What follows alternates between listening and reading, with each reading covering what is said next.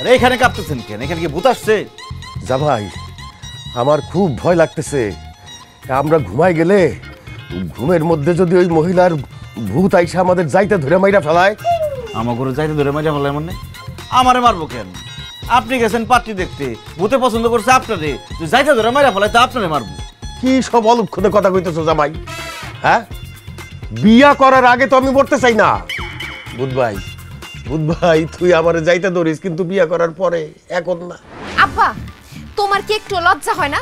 কোন মুখ দিয়ে বিয়ার নাম নিতেছো তুমি? প্রকৃতিও চায় না যে তোমার বিয়ে হোক, এর জন্য একটার পর একটা পাত্রী দেখতে গিয়ে কোনো না কোনো ঝামেলা হইতেছে। শুনো, আমি পাশের বাড়ির রামবিয়ার মার সাথে কথা বলছি। তোমার জামাই আর আমি বিদেশ চলে যাওয়ার পর সে তোমার এসে রান্না বান্না করে খাওয়াবে। অসম্ভব। ওই আম্বিয়ার মা যে এক চোখে দেখে না, তার রান্না খাই আমি মরুম নাকি?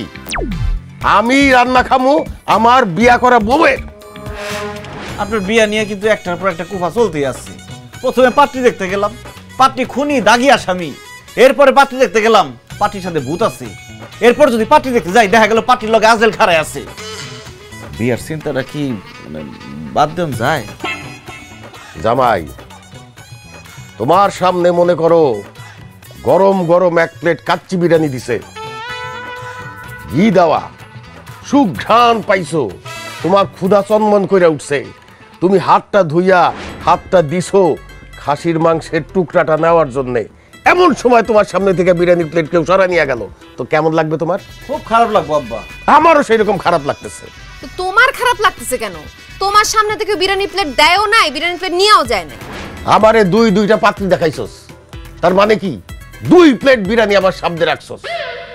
এখন আবার আমারে বিয়া করাবি না কইতেছস, তার মানে আমার সামনের থেকে বিরিয়ানির প্লেট নিয়ে যাওয়ার চেষ্টা করতেছস। আমি তো এটা হইতে দিব না। আমি তো ওই বিরিয়ানি খামুই খামু। আমি তো বিয়া কইরাই ছাড়ব। জনি ভাই, আমি শুনছি মানুষ মরার আগে বিয়ের লেগা আর খাওয়ার লেগা পাগল হয়ে যায়।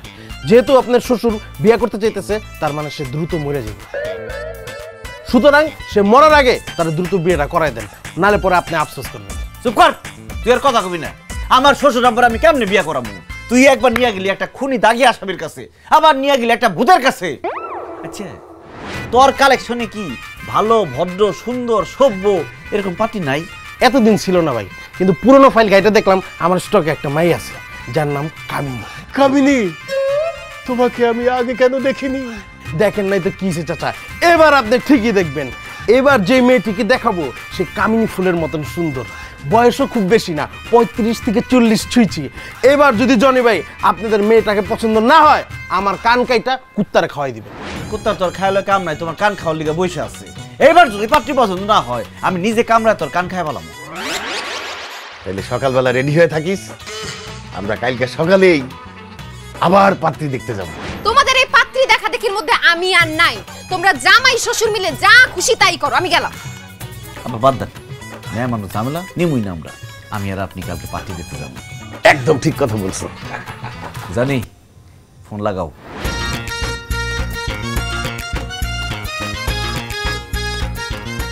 হ্যালো কামিনী। কামিনী, কামিনী ভাই, মেয়ের নাম কামিনী। হ্যাঁ কামিনী, কালকে পাত্রপক্ষ নিয়ে এসেছি, তুমি রেডি থেকো।